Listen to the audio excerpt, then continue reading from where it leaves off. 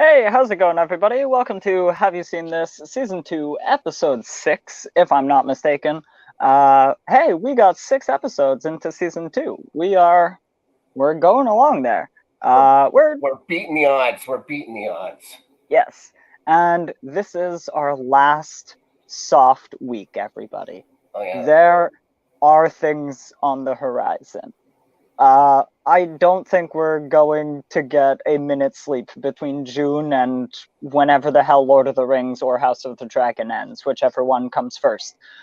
This is going to be a wild summer, everyone, and I guess summer blockbusters exist on television too. I'm now realizing. We've got a little bit of news to get into. I've got one thing. Saturday Night Live is saying goodbye to a couple of different voices. We've got a little bit of news on the Arrowverse. Not the Arrowverse in particular, but the creator of it. And then we've got,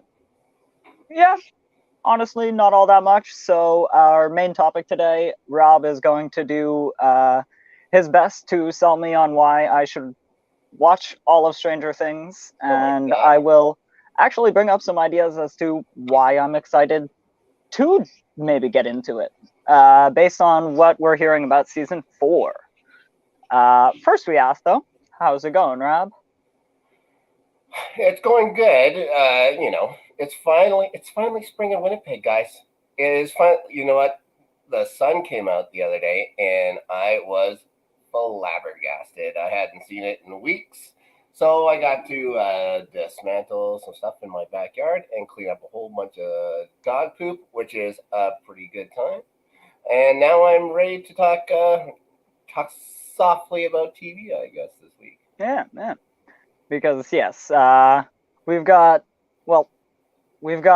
will get into Survivor a little bit in our what we're watching section, and we've got the finale of that next week to talk about. So we're running to the end of that show. We ended Moon Knight a couple of weeks ago. Mm-hmm.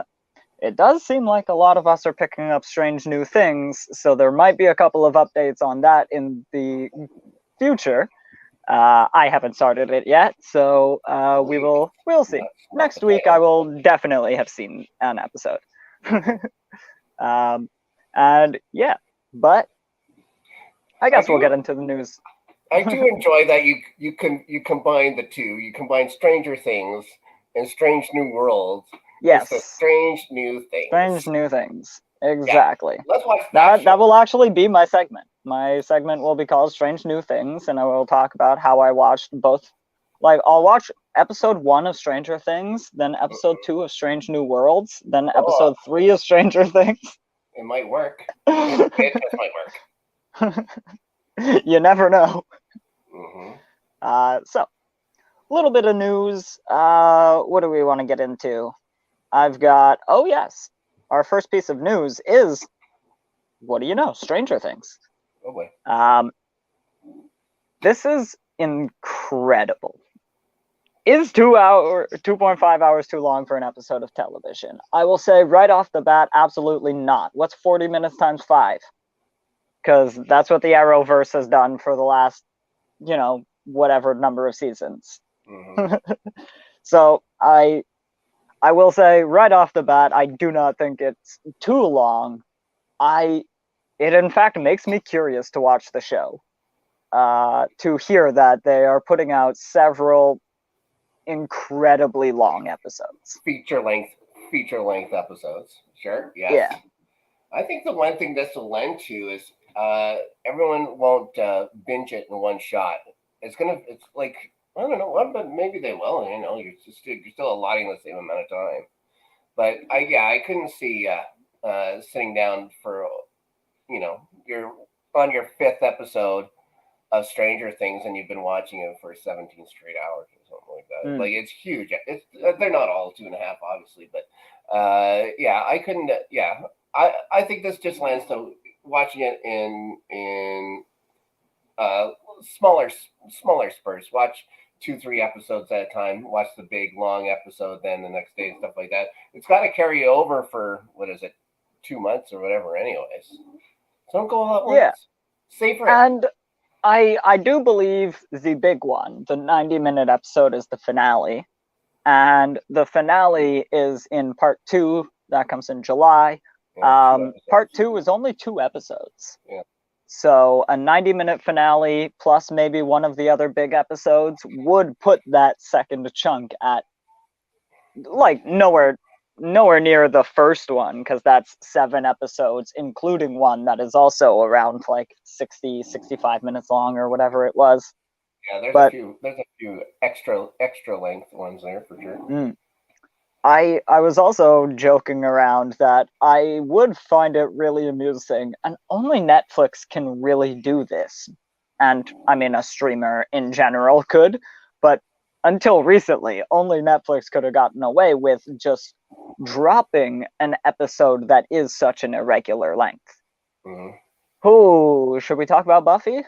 What time is it into the episode? 7 minutes into the episode. 7 minutes. Season 6, episode 7, Once More with Feeling, is Mm-hmm. actually cut down on several streaming services. I do not understand why it is cut down on the streaming service that literally just ripped the copy off the DVD. It is in its entire length on the DVD box set, so I do not know why it is clipped for a streaming service. I understand why it's clipped for TV, but give me the full version. What did they clip? Do you know?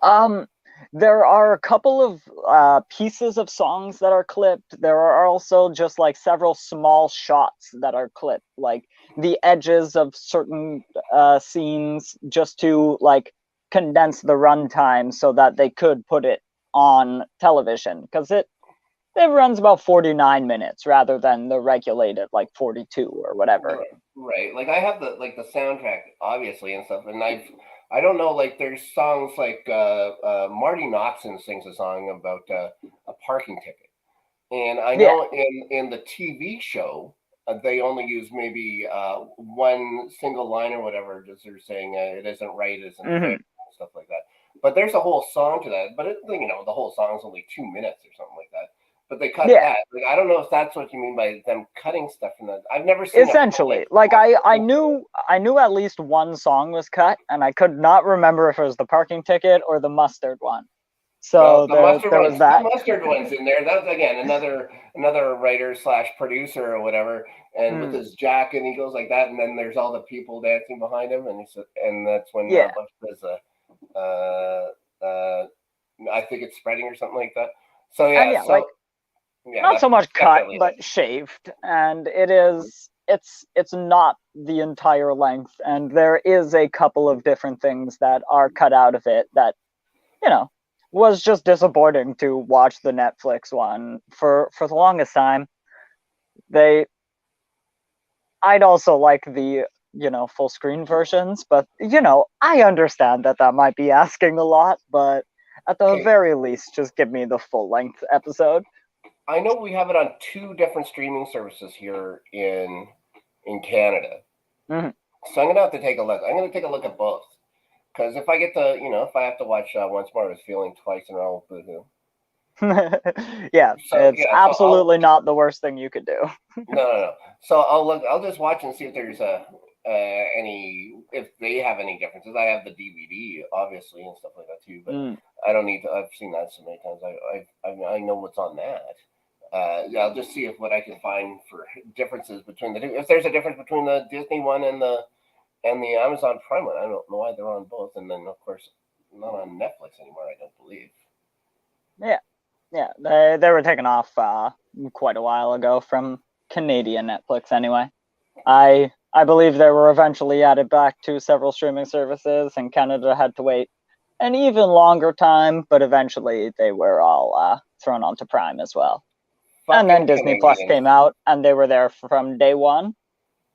And interestingly enough, though, Disney Plus gave us access to Buffy and Angel, but did not have not everyone in the world had access to both series from day one on D+. That was actually, for some reason, every now and then, Canada does come out on top. The algorithm is in our favor this time. Yeah. And so that's about all I got for the Stranger Things, and also my little rant about television episode lengths. Mm-hmm. But yeah, because it's a streaming service, and because they're not constrained by commercials and time slots and all of that, they can afford to take these bigger risks, and I'm honestly surprised it's taken somebody so long to do so. Yeah, play around with it. Like, what do you guys got? What you guys worried about? Selling it to a major network, or distributing to what is it called?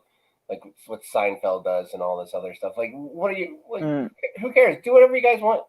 Like, I've noticed a few things. I've noticed a few things where comedy shows. Barry, for instance, some episodes run almost 40 minutes, but mostly around 26 minutes. So yeah, so they can play around with it. Anybody can play around with this stuff. Like, it just tell the story. Just, it doesn't have to. You don't have to fit into a frame. It doesn't have to go first act, second act, third act. That's it. Credits. Do whatever you want. Like, this is what that medium is for, isn't it? Just have the story however you want it to go, however long it takes to get there. Do it. Who gives a shit? And people are gonna watch. And while I would prefer. If I would prefer a first, second, and third act, but if that takes 90 minutes or if that takes 12 minutes, it literally wouldn't matter to me. If someone could actually put together a proper... I know, 12 minutes is a pretty short time constraint that I'm giving, but I'm sure there are some television shows that could actually get your attention and possibly be one of the better episodes. Oh my god, automatically. Aren't those called skits? Yes, and literally a 12-minute episode that actually takes place within the Community episode where Abed delivers the baby in the background. Done. Like, yeah. And just, yeah, like some things don't take an entire episode to tell a story, and it could be cool to elevate some B stories into A stories by shortening an episode. And that could be, I assume we'll see a lot of it in comedies coming forward, because comedy as a genre does allow you to play around a lot more with the act structure, especially because you can just like throw the first and second act out and then pull the rug out and go back to square one and start from there with your characters. That helps a lot and would get really annoying in a drama series where you're expecting some sort of character growth, right? Yeah. So, do you watch any SNL recently or at all, really? The only time I seem to watch SNL is when a legacy player comes back. Like the last one I saw was Will Forte when he came back, and it was great. But the stuff he was in was great. I had this thing though, like, this is going back. It turns out. Wait a minute. It turns out I've been watching Saturday Night Live for a little while. Like, the first time I ever saw Saturday Night Live, Billy Crystal was the host, or the permanent host or something. He was on all the time. So, and then I'd watch through the Dennis Miller years, the Kevin Nealon years. On the Weekend Updates one is the one that's usually easiest to go by, through to not even all that much of like Tina Fey when she was doing it. Like, every time it's what everybody says. This is the worst cast that Saturday Night Live ever had, and it's almost like it takes the skits like a little while to grow on me, and then I just love them. Like, I could go back now. Like, I never really watched the Will Forte stuff, the Bill Hader stuff. I never really watched any of that, and I could go back now, and it's hilarious. And it's like, shit, why wasn't I paying more attention? Like, the Californian stuff, I love. I love the stuff with the weekend updates with Seth Meyers and stuff like that on it too, Tina on it. Like, yeah, those are all good. So I don't know if I just haven't. It's just another case of me not giving this cast much of a chance, and not. And I don't know if it's a thing where I had to keep watching more and more episodes. But yeah, like I did not watch many episodes of anybody in this cast. Like honestly, I don't. Aside from The Dirt, like that movie about Motley Crue that Netflix did, I don't know if I've seen Pete Davidson do anything. I know that he did the one movie or whatever, and like the one about Staten Island or something like that. But the King of Staten Islander, I think, right? Yeah, But yeah. I can't tell you anything else I've ever seen him in. He's one of the most famous guys in America right now, I guess. But I don't get it. I never got it. Same with Kate McKinnon. But the skits I've seen Kate McKinnon in are funny. But A.D. Bryant was one of my favorite parts about this cast, and it's a shame that she's gone. I'm interested in seeing what she's going to do. But Kyle Moody, again, I'm not sure who he is. But I've heard like people in comedy and stuff like that. It's like, watch for this guy. It's going to be like all these other guys that left early and found their voice or whatever, and it really took off after Saturday Night Live. That's how they're figuring he's going to turn out. But I know that a lot of guys that have left Saturday Night Live early have regretted it, and things just haven't, like, they get like they flame out real fast in this stuff because they're, I don't know if it's because they're used to having to compete so hard to get their stuff out there that you kind of lose your edge after a while. I don't know what it is. There's some guys that can do it. Obviously, Sandler has no problem putting out. I assume it is just the average loss of the industry, because like you see that a lot. My side, I gravitate more to like the talk show comedy. And so, like, you see on all the late night shows, there are those several correspondents who turn into your Stephen Colbert's, but then there are several Daily Show correspondents who do just come and go, and they are a thing in the moment, and then they don't pursue incredible things the same way that all of them do.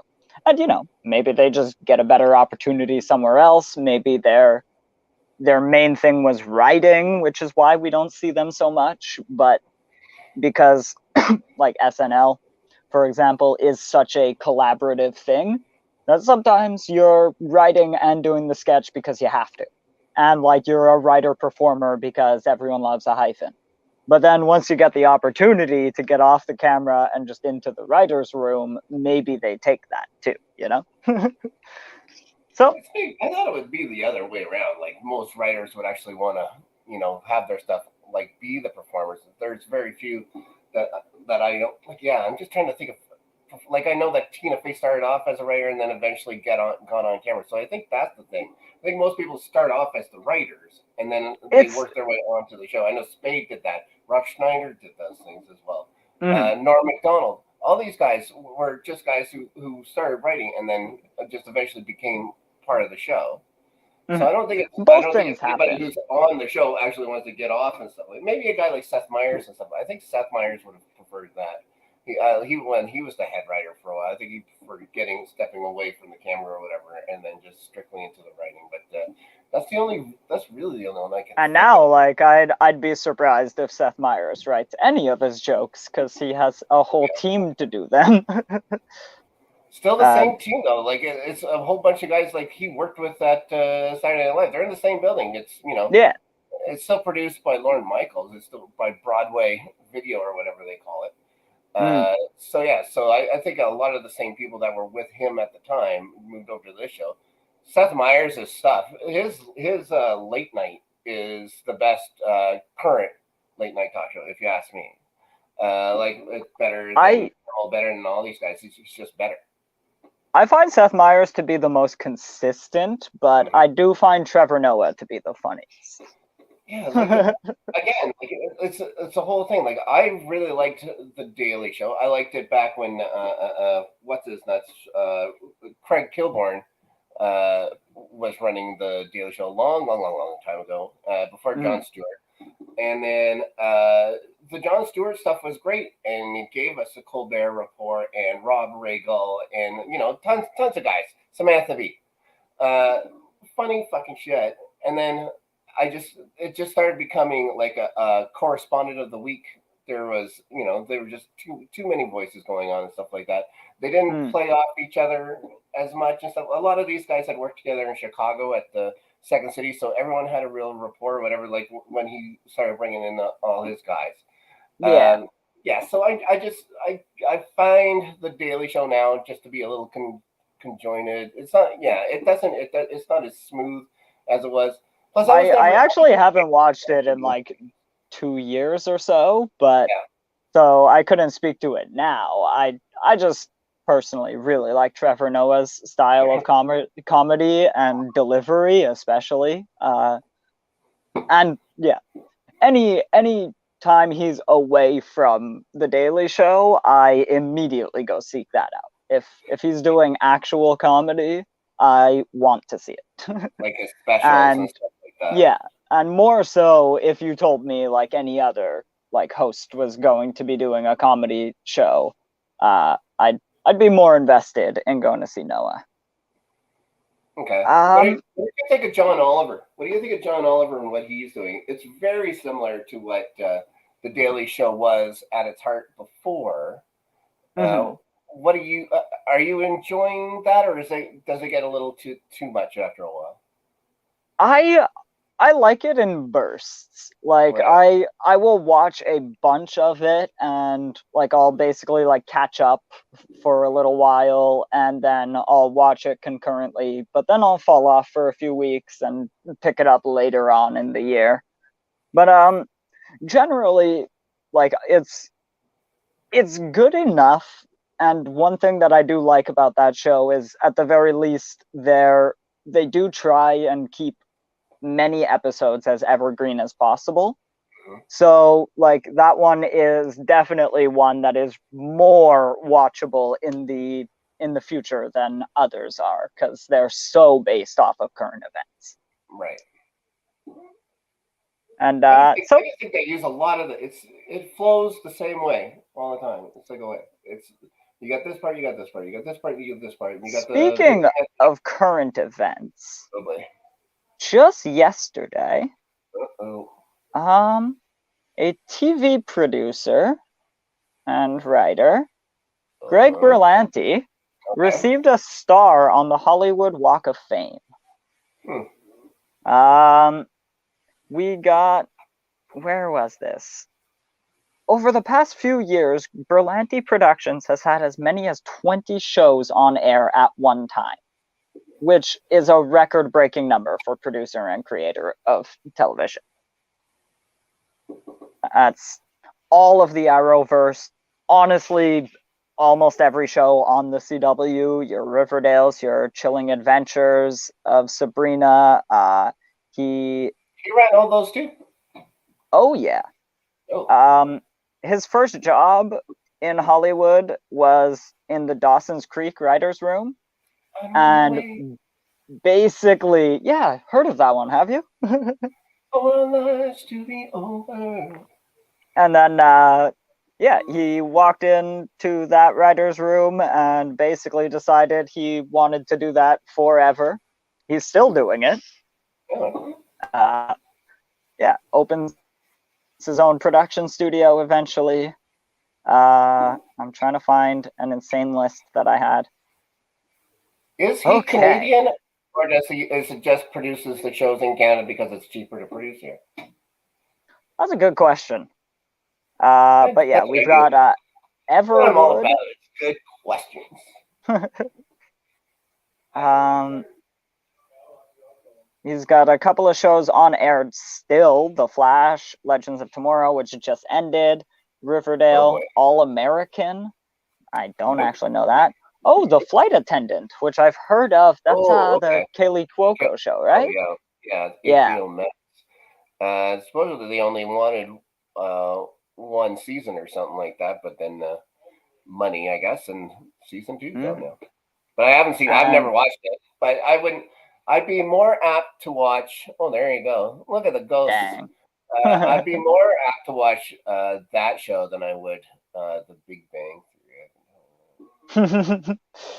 Oh, the Big Bang Theory is really not a show we're gonna talk about a lot on here because we try Theory. not to Punchline. just make fun of shows for no reason. Yeah. And yeah, that's about all. I don't have a ton to say on the topic. I think that's, cool. I Yeah. don't have a particular care for like the Hollywood Walk of Fame. It's not Well, like a it's something you pay to get on. Like it's not yeah. like you're worried. They may come up to you or something like that. It's like, hey, you got $25,000. You can have a star on the Walk of Fame. Like I think uh, and I remember when I was and a kid. This is in the '90s, and some people getting pretty upset that the kid from oh my gosh, the kid from Who's the Boss? Not Alyssa Milano, the Danny Pintubo or whatever his name was, or is, mhm. got a star on the Walk of Fame. And they were just listing some of like the huge movie stars and all these other people that have never gotten a star in the Hall of Fame. It was like, well, I guess they had $25,000 to get rid of. Who knows? Whatever. Anything that could, and at the time, usually these people are getting their stars on the Walk of Fame when they have something to promote. And it's always tied into something else. So, yeah, So here's it's hoping nice it's that he finally has it, and somebody will put their cigarettes out on it. It's fine. here's hoping that it's finally the like official announcement of HBO Max's Green Lantern TV series that he's also supposed to be making. It Well, you think it's that supposed when is his actual when are they doing the ceremony for it? Did it say? Oh, it was 2 days ago. Oh, then he didn't say anything. So no, you don't get your Green Lantern show. They canceled it. They canceled it forever. Now it's only Maybe, going to maybe. be yeah. Now it's going to. Oh my god. it it does seem like Now my they're heart feels sad. slowly basically like not canceling but not renewing any of those DC CW shows, and it seems almost like they're all going to kind of run their course Netflix style, and once they're off the air for a year or two, move over to HBO Max where they'll rest permanently. Everything enters the fold. We either reboot or restart some of these. So What would you restart? um Yeah. I'd restart the Flash. Yeah. I would restart the Flash. I would the best way to do it can't be done this late in the game because Grant Gustin is just a little too old to be playing Barry Allen. But if there is any possible way to make the Flash finale also the start of a new Flash, that is the way you should be doing that hero. I heard that they're starting a new Flash and that it may not be going as well as they imagine.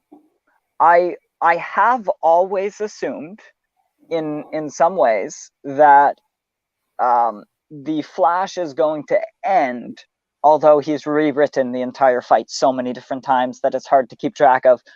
The fight with the Reverse Flash when he's a kid in the house that his mom dies in. Okay. Spoiler alert for the Flash, a The 70-year-old origin story. The very first episode of a show that came out a million years ago. And it's like the fourth superhero ever.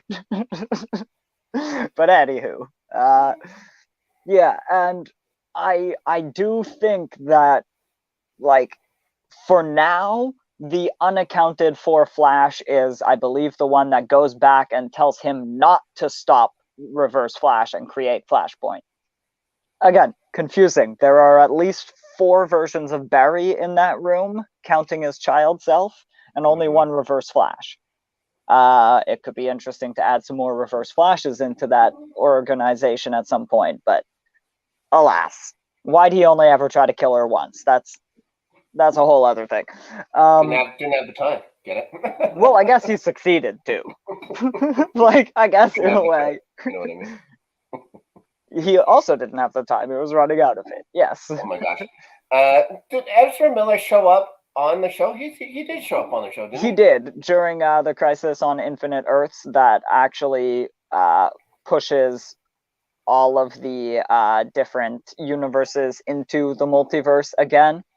Mm-hmm. They blow up the multiverse in one, almost blow it up. They actually restart the universe in one, and then the next Crisis, they smash all of the multiverse together, and so all of the ones we used to think of are now all on one Earth. So Supergirl is on the same Earth as everybody, and all of our Earth 2 friends that we've met along the way have now taken over their old, some almost always evil versions' lives and histories, maybe? Who knows exactly what that whole I case don't is know. about. I think But I then, would go ahead. yeah, he does run into Ezra Miller's Flash in the Speed Force somewhere, and they're like, "Oh, hi, I'm Barry Allen. I'm Barry Allen," but it's a straight cameo. I'd redo Supergirl. Keep most of the people the same. I'd have more of the stuff with Lex Luthor. I thought that was all very good, and way more stuff with Martian Manhunter, who's one of Mm, my favorites. And that's really about it. Just better try. look for Martian Manhunter. Yeah, better luck. And when he says my name is John Joseph, cool. But yeah, I would, just try and. It doesn't have to be soapy. Like they're trying so hard to do soap opera style shit with it. It's like it didn't have to be. You could do Mm, just a straight up, just do a show. Like you could have like, of course, the dramatic elements. You can have even some soap opera elements. Not every episode has to be soap opera ish. yeah, But yeah. yeah, so yeah, I think yeah, and I really like the actors. I liked all the actors. I had no problem with anybody on the show. It's just I had a problem with the way the show was going, and it just got boring after a while. The same soap opera y things happening all the time. So Mm. I watched through the Sam Witwer season, uh, which was good, but again, quite soap opera-ish. So that was it. I just had enough. Like in the last season, and the last one I saw, Lex's sister had finally figured out who Supergirl was and stuff like that, and I've she's all also seen that episode, but I actually haven't seen a bunch of the episodes before that. I think she right. finds out very close after one of the Crisis episodes, Okay. and occasionally I would try and dive back into some of the other shows after a crossover event like that, because it does afford you to a moment to catch up on some characters, and most of the time the episode after that they do spend a good deal of the episode recapping that season's story. Mm-hmm. So it was always a great time to try and jump back into the other shows. So I have actually seen Lena find out Kara's identity, but i I also oddly loved what's his name, Lex Luthor in that show, Alan John from Two and John a Half Cryer. Men. John Yeah, Cryer. I for some reason Ducky. I actually love his Lex Luthor. Yeah, it was really He good. he was. I mean, there aren't like the greatest amount of like it's not the highest bar to clear to You mean be an adequate Lex The Luthor. the Eisenberg bar? Is that what you got? The Yeah, Eisenberg bar. Don't that's go what I after mean. Hackman. Hackman was the best. But yes, Hackman was great, but also yeah, like it's not hard to be a good Lex Luthor compared to Did you watch Jesse Smallville? Eisenberg. But Did you watch Smallville? I have seen Smallville. I don't remember a lot of it. Right. I've only seen a few episodes. I guess the people say that the guy from Smallville was a really good Lex Luthor as well. Mm. But I just never really paid attention to that show. It was always on, in the '90s and stuff like that when I had to, have a life. So yeah, Yeah, I never saw it, and then I could watch it now. But again, and it's that thing. How many seasons? Like 9 seasons.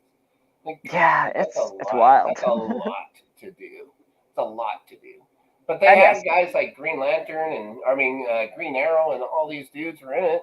mm, Hawkman and stuff like that. Like I would have went, ooh, look at that. That's basically the only reason why I watched the superhero and the shows. I didn't most watch the other important thing superheroes. is it doesn't matter which shows they decide to reboot or which heroes they decide to make stories about. What they need to realize is you cannot tell a 24 episode story about one villain anymore. But It will not work. can't We can't do it. need to cut that into two, or cut the seasons down to 16 at the Get, most. get two, yeah, get two separate villains. You can have one Yeah, starting up when the other one ends. Who gives a shit? Who cares? yeah, and like basically of the bad seasons of the Flash, the later ones, the recent ones, the best one is that first time where they just cut the season right down the middle, and there's one villain for 8 episodes and one villain for the next 8 episodes, and it Yeah, just that sounds right. it worked well enough. It got you engaged into both storylines, and it never felt like one was dragging because first I one have was a over question. and we were into the next guy. Hmm? I have a question. Hmm. Was the bad guy a speedy guy? One of the bad guys was a speedy guy, if I'm remembering correctly. I believe the other bad guy I'm referring to is Bloodwork, who was a weird disease mind controlling guy. Gross. Uh, but They should have just had Grodd. specifically, it wasn't the Thinker. And honestly, everyone complains about too many speedy guys, but really the most annoying villain and in most annoying season of The Flash in its whole history was the one without the speedy guy. Hmm. The dude in the chair was boring as shit. It took too long. Is that the one? Is that the one I'm thinking of that had that looked like? Emo Barry is pretty bad, but to be Oh, fair, is that with the tons black of that suit? season is awesome. Most of the Thinker season is just slow and boring. Yeah, I And don't. I'm not soapy. sure I remember it. Oh my god! And what Sylvie? Yeah, Barry goes to court for the death of a dude in a wheelchair. Oh And my god! yeah. Not And Gary. then, they have to prove that one, he didn't do that and get him out of going to jail. I think he does go to jail for a bit. And it's just like, oh, you're the Flash. You could easily leave Yeah. jail if you wanted to, So but you guys, gotta I'll be right. protect. Guys, Yeah, I'll be right back. but he's got to protect his identity and all that, and a bunch of silly things. And then again, the villain was just a dude in a chair, and it was no. It wasn't quite the cat and mouse game they were trying to set up, and it wasn't quite the series for a cat and mouse game of that magnitude anyway. What if it was Gorilla Grodd in the chair? That would have been cool. If it was Gorilla Grodd, there would have been a couple of fight scenes, and so it might have been interesting. Yeah. I Also, just like to see it in the chair. fully give Gorilla Grodd the Thinker's chair because I am interested to see what happens afterwards. See, that can be part of your rewrite. Yeah. I'm gonna Rewrite give that him season. Dr. Fate's helmet too, okay? What? I don't know, I'm just trying to think of mental powers to amplify Grodd with. Where is Dr. Fate? I know that Pierce Brosnan is going to be Dr. Fate, but what is it? Is it the Flash that he's going to be Dr. Fate in? I have no idea. The one thing I know about Dr. Fate is the one evil Superman storyline. The one evil Superman storyline where they call Dr. Fate because he uses magic, and that's Superman's one weakness. And when Superman, I believe he uses his super hearing to find out about this secret assassination plot. And so he just flies in and punches straight through Dr. Fate. Because he can fly at super speed. You can't cast a spell at him. Who would be faster? Who do you think is faster, the Flash or the Superman? It depends on what we're talking about. I think the Flash should be faster if we're like, yeah, the Flash should be faster because if we're talking that Kryptonians get their power from the sun is technically just a light and heat source, which is much less powerful than the faster than speed of light that speedsters can travel. Like, and yes, Superman occasionally time travels. I don't know if current Superman can fly fast enough to time travel yet. Oh my god. Yeah, Listen to you. and you know, Golden Age Superman could absolutely run as fast as the Flash because Golden Age Superman could do whatever the writer needed him to do in the moment. But I do think 99% of the time the Flash should be faster and Wally should be faster than that. Wally wins the race is the point I'm trying to make. He literally outran the end of the New 52 universe. I think it's safe to say that Wally West is the fastest man alive. Okay. Is he still considered Kid Flash, or is he what's he called now? It's I don't know. He doesn't. I He doesn't believe have he a name. does become the Flash for a little bit. Like Because Nightwing and Barry stuff. gets stuck in the Speed Force or something. Right. Like Barry gets stuck in the Speed Force, so Wally upgrades to the actual Flash. Maybe he gets a different name at some point. And I believe one of Bart's kid or one of Barry's or Wally's kids becomes a Kid Flash later on. So yeah. He's gotta upgrade eventually. And yeah, I believe he originally takes on the mantle because Barry gets trapped in a Speed Force prison or whatever. You know, take your reason for the Flash to get stuck in time. It happens at least once a comic run. Cool. And yeah, You'd think he'd learn. so they needed a speedster to protect the timelines, and then you know eventually Barry comes back, and he's not going to be that bad a guy and like take the name back or anything. So yeah. Plus, so many people have used the name The Flash that it's very hard to keep track of. The Flash is just the guy running around and saving people, hunting things. The family business. Sorry, wrong show. So, that's definitely our news. Which, yeah, what are we watching? What do we want to get into first? Since we are talking about the CW, I will quickly recap my actually very fun time that I had watching the final season of Legends of Tomorrow. Okay. Yes, you were talking about this. It was wild. There were evil versions of themselves. There's an insane Terminator storyline built into the whole season that a bunch of little Easter eggs. Robot dude gets his face melted off and has like the robot face underneath it. Later on, there's a robot that repairs itself. Like the Terminators are upgrading throughout the season. There is a wild amount of Terminator. And yeah, the whole gang is stuck in 1925. They get J. Edgar Hoover killed. Yeah, he's the guy who invents the FBI. Yeah, that's too bad. Yeah, and then he's one of the Terminators because you know whatever the hell, like their enemy is like building these robots and replacing whenever the Legends, and it kind of flips the whole story. Is it like the Borg? Are they like the Borg? Are they assimilating these guys? No, they're protecting the timeline. Okay. Basically, J. Edgar Hoover got killed. J. Edgar Hoover was integral to the timeline, so robot J. Edgar Hoover was built to replace him in the timeline and carry out the task that J. Edgar Hoover needs to do. Found the FBI, do all of those things, be a crazy racist. You know. A lot more than that.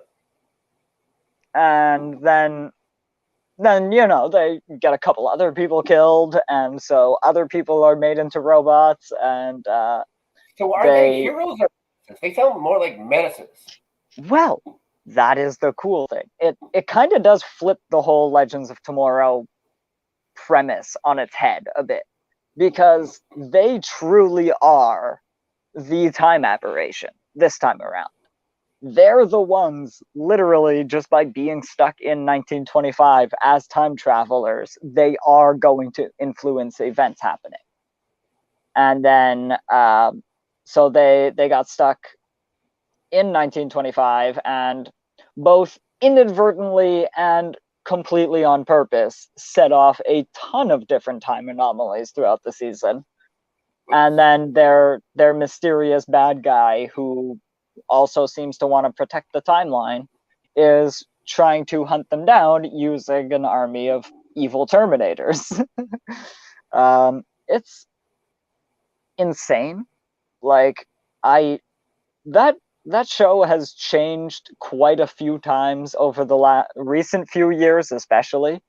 But through the course of its run, it does make these dramatic changes from season to season, which both like keeps it fresh and keeps it fun for somebody who is just looking for a ton of different silly adventures, but also helps when you're not enjoying a storyline so much, because by next season half the cast is going to be playing different characters.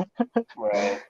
I mean, that's more specific to Zari and Astra and Amaya and Nora and pretty sure Ava. So a lot of the characters go through different transitions. They So literally had who? to reset the timeline at one point so they could save one of the members, the air totem, Zari. She wants to save her brother, who was killed in a war in the future. And so her past, everyone else's future. And then she finds a way to hack history and both save her brother and not cause an insane change to the timeline, like just enough change that things will be different, but the prime timeline will be intact. And then she What a literally cheater. becomes their history hacker. What a bunch of cheaters. And then they run into the Fate sisters at one point. There's a whole storyline from that, because when they break the time prison, all of the demons are able to enter. And How many of the then original characters were left by the end? Like, was Captain Cold and the other guy on there I want to still? say Sarah Lance. Okay. That's it. Firestorm never made it? Or I know, No, because the one guy died. And yeah, yeah. Stein passed. Yeah, I think it is just Sarah by the end, because it's Zari and Behrad and Nate. Well, Nate is early, but he's not original. Right. Who is Brandon Gideon? Rouse? Who is No, Brandon that's Rouse? actually wrong, Dave. Oh, You're actually wrong. how dare you? How dare you? It's not the same Gideon. If it was the same Gideon, I would give it to him, but it's not the same Gideon. Is this one a Terminator Gideon? Kind of, in a I way. knew it. I But friggin' knew it. also Rip blew up the time ship and technically erased Gideon way back when. So it's not the same Gideon. Confusing. Yeah. And but How many episodes were these guys doing by the end here now too? Were they doing? They weren't doing they full shortened their seasons, right? seasons. Yeah. No, they shortened your seasons quite a Well, few with the devil. seasons in, and they did have like they had a couple of those longer seasons, and really I think they were the ones who realized that the full season long story wasn't going to work. It it almost was fun with the Legion of Doom, because you got to you got to move the different pieces around, and because it was a trio of villains, it wasn't just one, and Was that it the story actual Legion sustained. of Doom? Like, did they have the building? No, it was just it was Eobard Thawne, Reverse Flash. It was Malcolm Merlin and Damien Dark. So a Bah. couple league, yeah, it was mostly the League of Assassins and a speedster. Yeah. But they're hunting the Spear of Destiny, which is the literal spear that killed Jesus, What? because it is fate touched, and so whoever wields the Spear of Destiny can rewrite reality. And Reverse Flash is trying to get it so that he can write himself back into reality from when Eddie shot himself in the Flash. Step back to reality. Oh, there Yeah, goes gravity. when your ancestor shoots themselves in front of you, and so you fade out of existence, and you run from the time wraiths, but you don't actually have a body, so you're phasing out of time, and so you try and track down the Spear of Destiny to write yourself back into there. Seems about right. I think he tries to do the same thing with the Loom of Fate. Don't let anyone tell you that acid isn't fun. Sounds like all these Yeah, guys are fucked up on acid. but yeah, so honestly, Legends ended pretty well. I was happy with the That was, finale. I was yeah, that was gonna happy be my with, question: like, if you were satisfied with the way it ended. yeah, it was a fun little finale. It was fun until the end, which was cool. Like, a lot of things tend to get too serious, and things are too big, so there isn't fun to be had. But Legends has, really always been a comedy, so it has less soapiness, and even the soap opera elements to it are most times played to a laugh rather than to a tear, is the Right. best way to describe it. All So right, what's left? so Supergirl's finished. That's finished. Supergirl's finished. We have Superman and Lois, which Right. is I want to say they're Supergirls, like the original Earth 38, now Earth Prime, but they might not even be. It honestly might be a different set of Clark Kent and Lois Lane. But I want to say it's those ones. Tyler Hoechlin and whoever plays Lois Lane in the Supergirl series. And then they, I believe, are raising a kid. Do they have children in this one? I think it's two kids. Okay, well, call it two kids then. Because I think by the end of Smallville, they have child as well. Could also be children. Oh, Yeah. I don't know.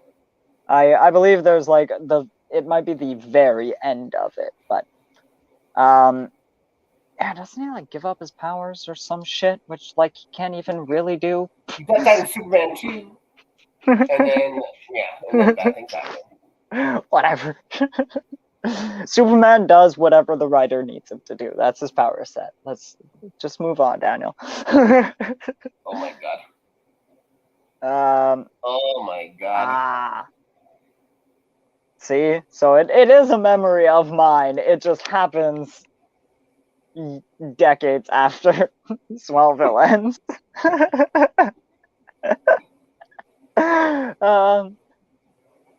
Yeah, so we have Superman and Lois. I believe Batwoman is still on, but ending. Yeah, I think that one's And ending. then we have Stargirl, which takes place in a separate universe from everything else and was introduced into the new multiverse in Crisis. The new multiverse literally includes everything DC. Like, the Justice League movies are, Earth 19, I believe. Don't quote me on that one specifically. Lucifer. Remember the Netflix show Lucifer? I never saw it, but okay, well, he ties into the Crisis on Infinite Earths, and his Earth is designated 666. Oh, I yeah, get it. The DC multiverse that he lives in is Earth 666. Mm-hmm. And a little on the nose. a little They haven't done the negatives yet, so. Don't And yeah, we were told there were 52. Then they introduced X, and they technically did the antimatter universe, which is not the negative ones. Okay, that's about the most that I know of. But I guess there's a whole other host of thousands of multiverses they could still pull from. Unbelievable. Let's get a little closer to a show that does take place on Earth, and within reason, actually takes place in the real world. What? Let's talk about some Survivor. Oh, very well. Which, if you want to start us off. Well, it doesn't matter to me. I got absolutely no skin in this game anymore because my picks fizzled out like shit, and I was very excited for it. Yeah, Dave isn't. You know what? Dave isn't allowed on the show right now. So upset with him. So Omar goes home. Yeah, it's tough. That's 2 Canadians in a row now. We got one hope left. We got one hope left. Who had Omar? Who had Omar on our picks? I believe Dave. Oh, I want to say it was Dave. That's why he doesn't want to show his face. And oh my god, I knew it. He says no comment. Yes. Did you actually watch this week's episode? Okay, no, because Quebec won't give it to me until tomorrow. Spoiler alert! Spoiler alert! Omar went home. Yes, I was actually just looking up like what the description of the episode was, and also our teams. Other than it being one of Dave's people, which, he had to get somebody eliminated just to make this somewhat of a competition going into next week. But I am actually really glad Omar went home, because he seemed really, really primed to win. From like everything that I've seen, he was playing like just well enough, like just nice enough, but also just shrewd enough. Like it seemed like he was in a prime position to be voted as the sole survivor. I don't know. Things would have had to go badly for him, and I assumed they did. Yeah, he was, yeah. I don't know what to, like, it's, again, I watched this thing a week ago, like a normal human being. He had that edit. He started to get that edit where he was talking about how things were going his way and stuff like that. As soon as you do that in Survivor, he's going to go home. So I actually didn't think he was much longer for this world, but I would have loved to have seen him make it to the end. I would have loved to have seen him and Marianne, just so we could have like this whole Canadian thing. But here's the thing: Marianne has really stepped up her game. She is playing really smart. She's doing great in tribal councils and stuff like that. Like Marianne might have the edge. I don't see how anybody can actually vote her out. I don't see how you can vote out Marianne and still get a jury, like the jury vote. It's going to be tough, but someone's going to have to do it, because she's going to walk through this thing. Oh yeah, and she still has her idol. Of course, there's always the 300 different things and stuff like that. Like she played her other vote and stuff, or extra vote and stuff like that this time too. So I can't remember how many people have idols left. This is what we need the Ghost Nerd for. But I think he doesn't. She doesn't. I believe Lindsay has hers as well still. And Mike. Like, God damn, there's three. There's three of them. So there's one of two people going home this week. So Jonathan better win immunity, or else I can't see him going much further. Mike. Oh, the sound. Yeah, see, there's so many rules. Oh my god. Yeah, and then there's there's going to be like one more elimination and then the jury vote. Yeah. Yeah. There's going to be 2 more votes. Oh, I believe it's at 5. So they're going to get rid of a 5th. They're going to get rid of a 4th, and they should have a 3-person tribal council to end it. That's where you have to get people to vote for you and stuff like that. Mm-hmm. That's why it's like, who's going to vote against? Yeah. Oh, I forgot about that stupid fire making. There's a fire making competition now. So that's gonna, that's gonna put the advantage back into Mike's camp. That'll put this into what's his nuts there. Like if Marianne has to play. Like if she doesn't win, and someone like you're allowed to keep one. You're allowed to pick one, and then the other 2 go into this fire competition. So yeah, so I don't know. I can't see Marianne doing very well in the fire building competition. And we can assume you're allowed to practice, and they can ask and stuff, so you can get from help. whatever I've been seeing and also reading about just now, Jonathan or Lindsay wins and the other leaves, right? It seems like they're kind of going completely at each other at the moment. Yeah, but I don't know. It looks like they've been going for each other for a little bit or whatever, and they're gunning for each other. But I think they're gonna have to come to the realization that for one of them to win, the other one has to stay. Yeah. You know what I mean? Like you can't you can't just go in there and it's like Marianne beside you. You're gonna lose. Like I think the ideal for oh God, why am I always forgetting his name? Jonathan. The ideal for Jonathan would be to have. Oh, there you go. Would be I wouldn't say like Lindsay there. Lindsay there for sure. Oh God, would you have Mike with you there? Would you lose? Would Jonathan lose against Mike?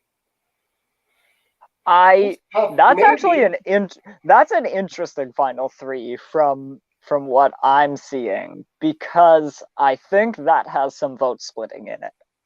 All right. Like, but I'm not sure how someone gets Marianne out.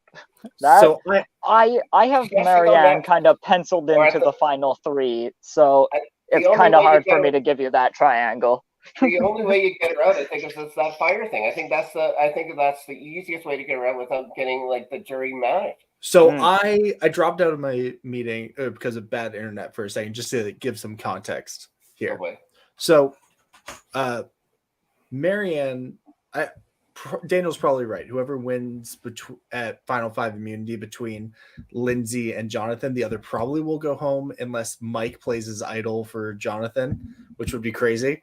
And also very likely because they're in love with each other. Wow. That could be.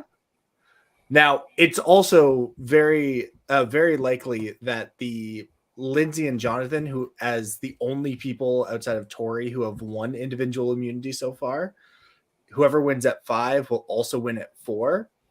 So you probably Romeo will be there, Marianne will be there because she'll have her idol, and then probably Mike will be there. And then the winner would be Lindsay or Jonathan. And then if they win immunity, they get to choose one person who is going to the final 3 with them, and then the remaining 2 make fire against each other.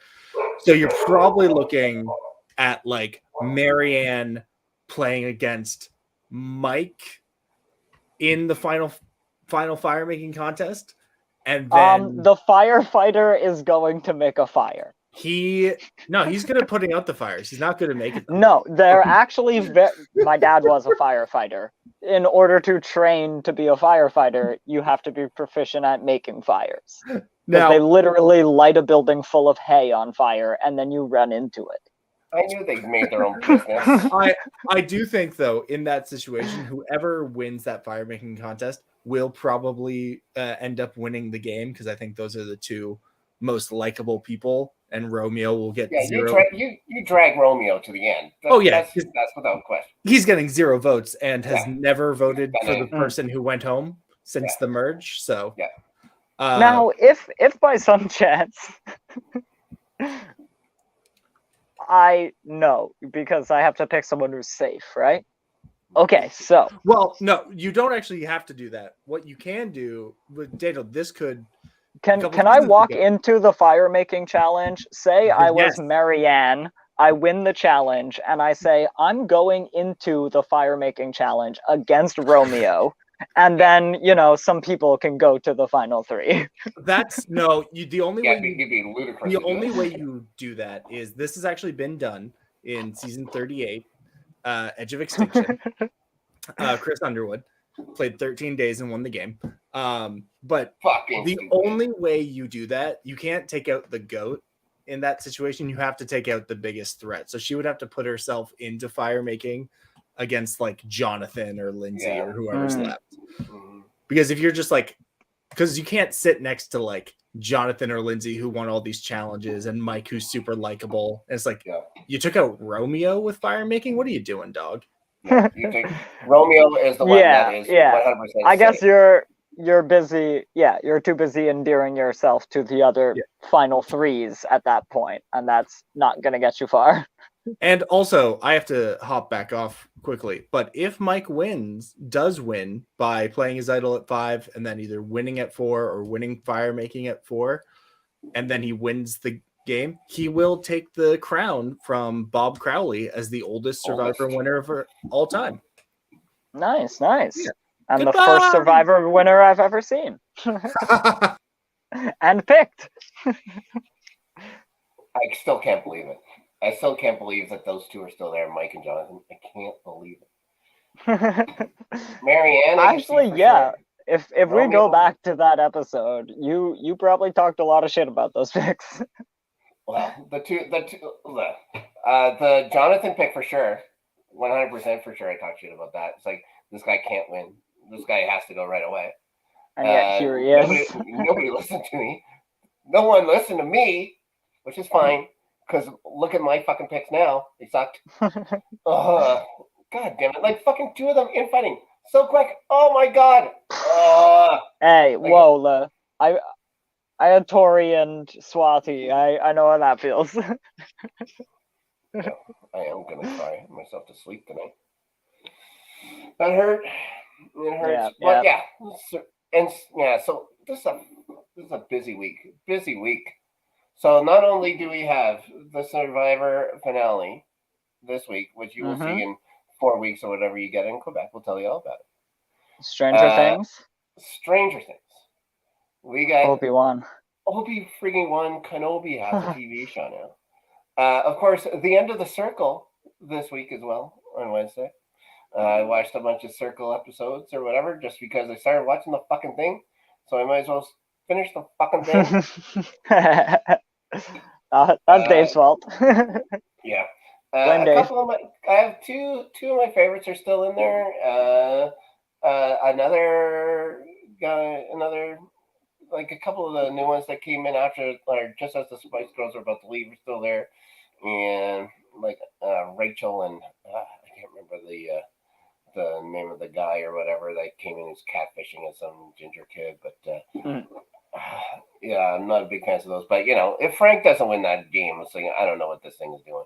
Like he's the most interesting fucking person to watch. Him and Yuling still there, so either one of those 2 would be fine with winning. Anybody else is like, I just wasted 13 hours of my fucking life watching this thing. But yeah, it's this is going to be like how do we start? Yeah, you're right. How do we? Well, they almost won. They should have won. Big Brother Canada won, shouldn't have they? And then fucking some dumb asshole fucking fucks it up. God damn it. Anyways, what do we start with? Like, there's so much stuff. What do we start with? Like that next episode. What do we start with? We got 4 legitimate, and I haven't even talked about this. Okay. I started watching The Lincoln Lawyer. Did you know that The Lincoln Lawyer has a TV show? I knew it was books, and I knew there was a movie, but he has a television. I just saw something about a Lincoln Lawyer show. It's like it's the #1 show on Netflix in Canada somehow. It's like I'd never even heard of this thing, so I watched 5 episodes, and it was It's good. Nice. Yeah. So It's what we will be starting with, I can actually, I can clear some of that up for the viewers. We do have Survivor next week. That's our big main topic. We will be talking about Obi-Wan in our middle section. We will keep it spoiler free. For one, the episode will only have been a couple of days old at the time. And also, we don't want to keep our guests Spoiler waiting alert, forever. R2-D2 with lightsabers. We have a potential guest next week that we don't want to keep waiting while we talk about shows that they don't necessarily watch. So we will try and get through that, and then we'll be jumping into a lot of Survivor talk next week. We will the following week. Oh man, by the following week, The Boys is back. So we will have probably some wild. We'll probably like cut our what are we watching section down a little bit, or our news section, one of those two. It's just gonna be called We Are Yeah. Watching This. And we'll do like a big main topic. We'll cover some Kenobi with some spoilers, and then we'll cover some The Boys without spoilers. They're bound to drop a couple of episodes because they're on streaming. So, and then that kind of leaves Stranger Things falling through the cracks. And so, I thought maybe we should talk about Stranger Things for a second now, and you can answer a couple of questions for me. You want like maybe. You want the elevator pitch for Stranger Things? The 11 pitch? The 11ator pitch for Stranger Things? Mostly, I want to know a couple of things more about like what you thought of the show, really. Okay. I want to know specifically who is the best character and who is the worst character. 11's the best. Well, oh my god. Here, let me go back. I don't want to miss anybody here. 11 is my favorite character. Mm-hmm. She's the best. But there's no one bad. Like, all the kids are fine. Like, I hate child actors. I hate it. It's gross. They suck.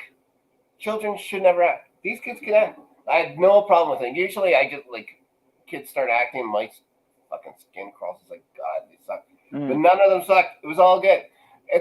The show was like if you matched up the Goonies with Stand By Me and threw it in, to the Nightmare on Elm Street and stuff like that. Because the upside down, because the upside down is different.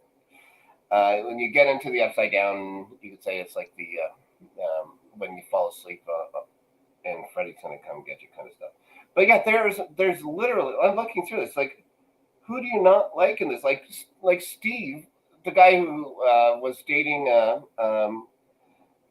Mike's sister, and then they break up towards the end. Spoilers, towards the end of the first episode or whatever. But he stayed first season.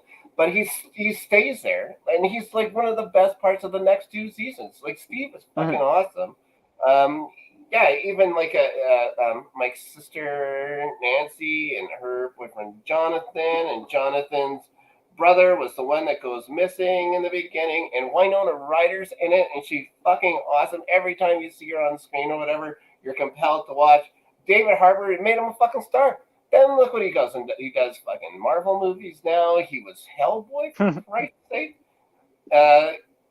Even that one kid, what's his name, Dustin, with the weird lisp and stuff like that. He's become a huge star. Yeah, there isn't a single bad episode. They do a kind of a Game of Thrones-ish thing within the first season or whatever. It's like, holy shit, they did this. Okay.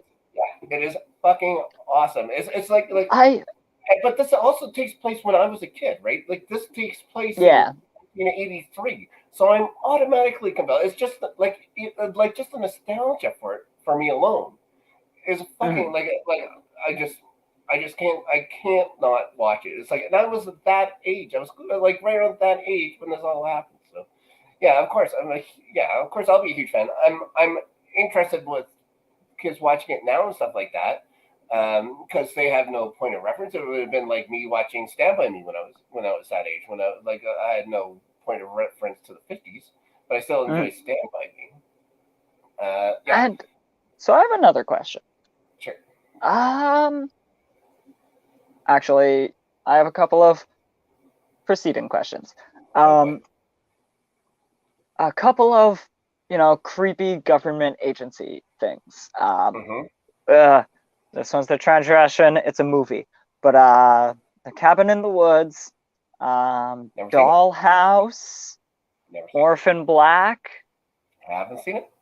Awesome. This is going to be very helpful. Okay. How involved are the weird secret government organization within the story, and how much do they know about the weird supernatural bullshit that is also like clearly they know some because I've seen the first episode. I see they have detained 11. Clearly she's the 11th. There are at least 10 other of these experiments or studies going on. I literally do not know because I've only seen the first episode. But and it was quite a while ago. And mostly I am wondering, like, do they become more of a villain or just more an exposition and it's the supernatural shit that's more the villain? Yeah, they're they're not great. I don't know who you compare to. I don't know if you compare it to like The Initiative? mm, Like maybe they're corrupted, like the Initiative is corrupted by Maggie yeah, Walsh, but it isn't bad in itself. Like, right. But yeah, they know what they were doing. Let's just say that okay. they know what they were doing, and it's not great and stuff Did like they that. Like open the door? for some Did the reason in dwarves my dig too deep? they don't know. I think they discovered the doors and then like Okay, tricked it. okay. Yeah. But that's going off the top of my head again. But yeah, I always kind of figured them like the bad guys in ET and stuff like that. But these how these guys know about this stuff was going on or whatever. They knew where to go and get them and stuff like that. I think more involved than those guys though. Mhm. It's something like honestly, I could there's things that take place in that facility eventually and stuff like that too. But for the most part, and they're chasing after 11, like they chased after ET and stuff like that. Mhm. So so it draws on a lot of things like that. There's tropes in it that you'll recognize, but it doesn't mean it's bad. Yeah, Uh, but they're not like the main no, focus. They're not the no, antagonist. Like, okay. And no. Orphan Black, the government agency, is very much the antagonist. No, So that's kind of a feel I was trying to get. They're The Demogorgon is definitely okay.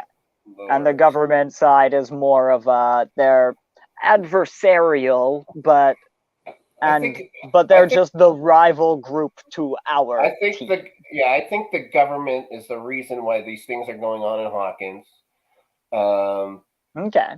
but I don't think they're responsible for what the Demogorgon did. And like True. with that kid Fair enough to being, say. disappearing and stuff like that. So yeah, uh, it's like the first season is 10 episodes. You got like 3 days to watch it, or just to watch three. Do what I did. Watch 3 episodes. Watch three Mm, episodes. And at the end, if you don't want to watch anymore or whatever, we can go on to Stranger Things on this, and we can talk about it, like at arm's length and stuff like that. And like this, like, are you excited that Stranger Things has happened? What's going on with Stranger Things? mhm. And we don't have to get any deeper into it. But if you can get I'm through the well, first really, episode, mostly like I don't mind if you guys talk about it because it's your show too. Sure, you don't care okay, about everything that just happened on the last season of Legends, but I tried to make it fun. mm-hmm. No, but I don't know. My biggest problem was actually some of the children, but to be fair, I did only watch one episode, so I can't tell if it was like the actor or the character. Right, And, you know, sometimes that makes a difference. yeah. Where Yeah, like when I like don't I like said, an those actor, child it's going to actors. be very hard to watch. But if I don't like a character, but the actor is really good at being annoying, I don't mind that so much, you know?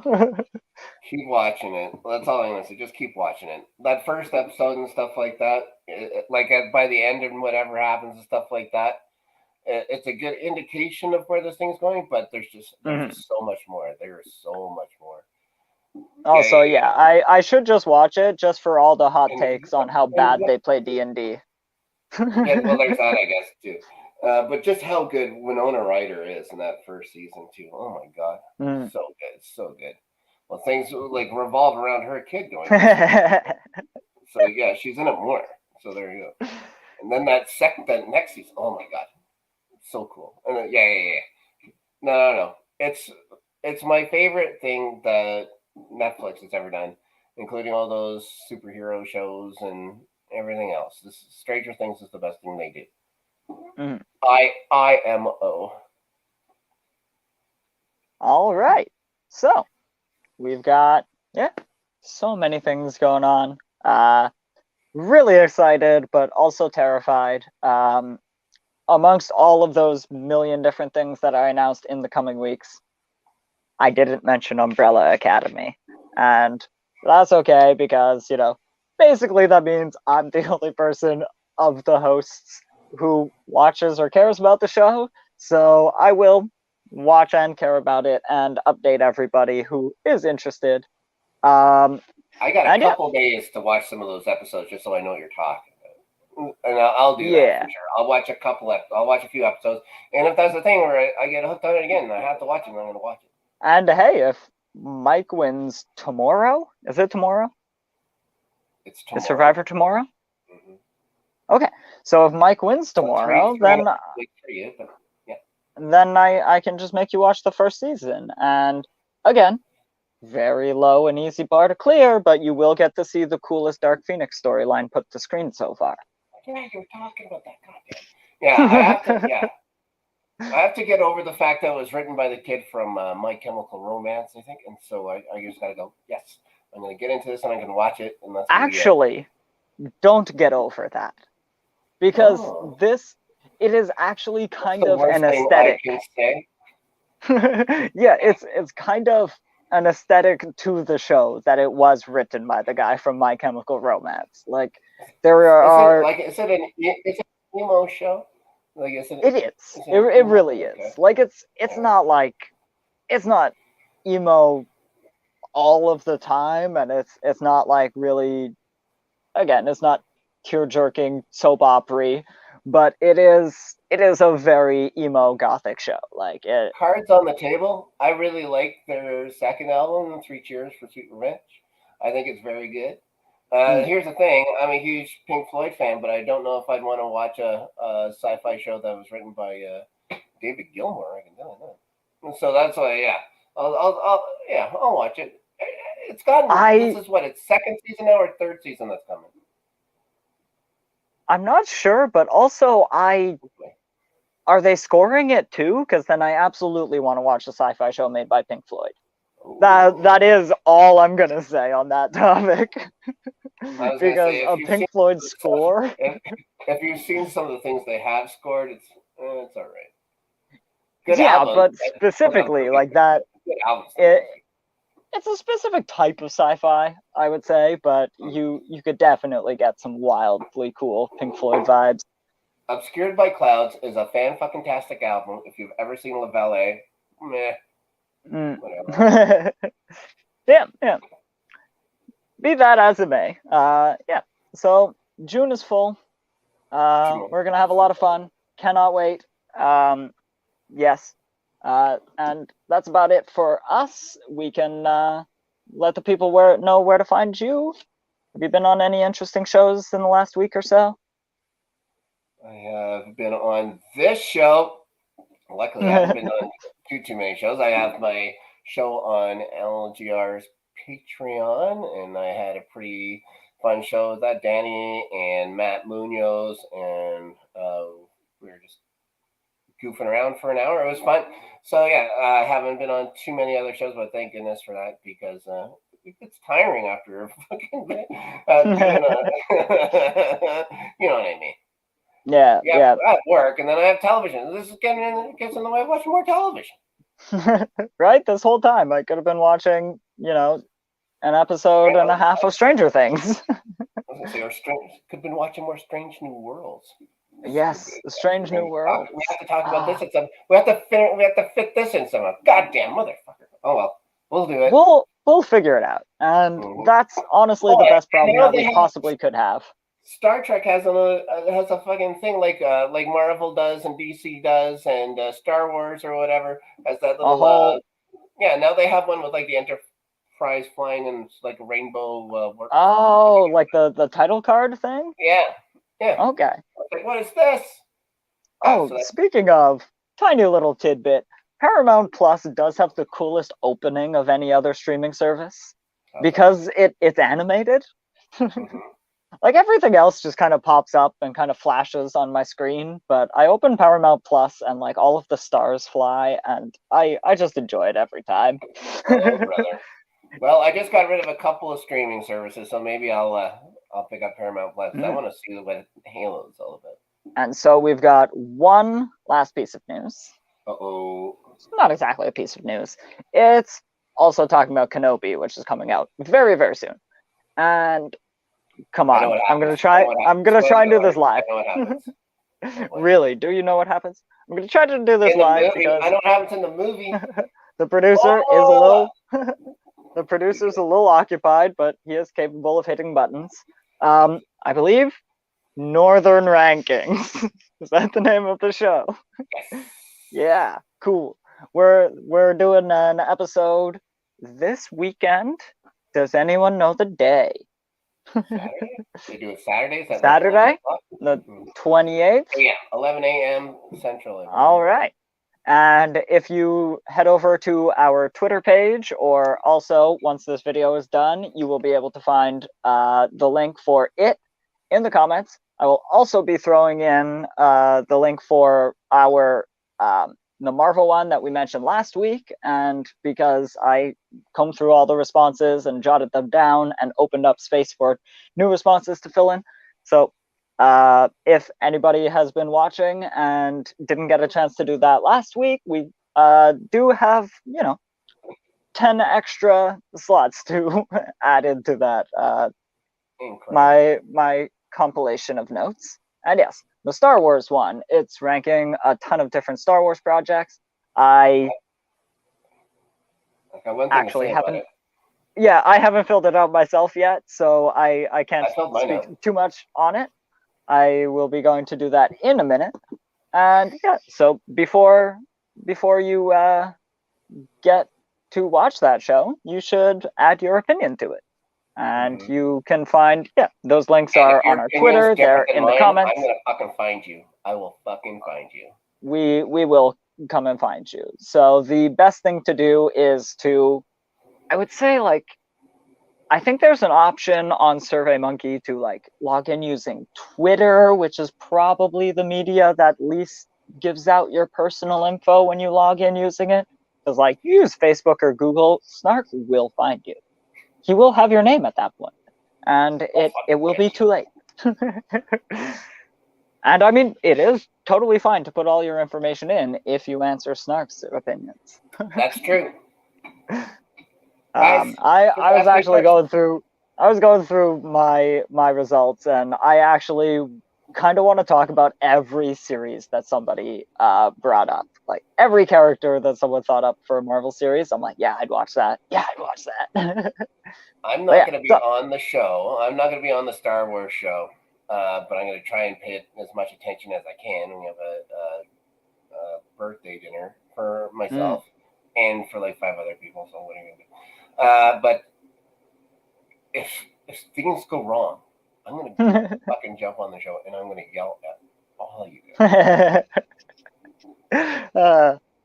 If I'm not completely, totally mistaken either, again, doing this live, I have no notes. I just kind of decided to plug this at the end of the show just to help my buddies out.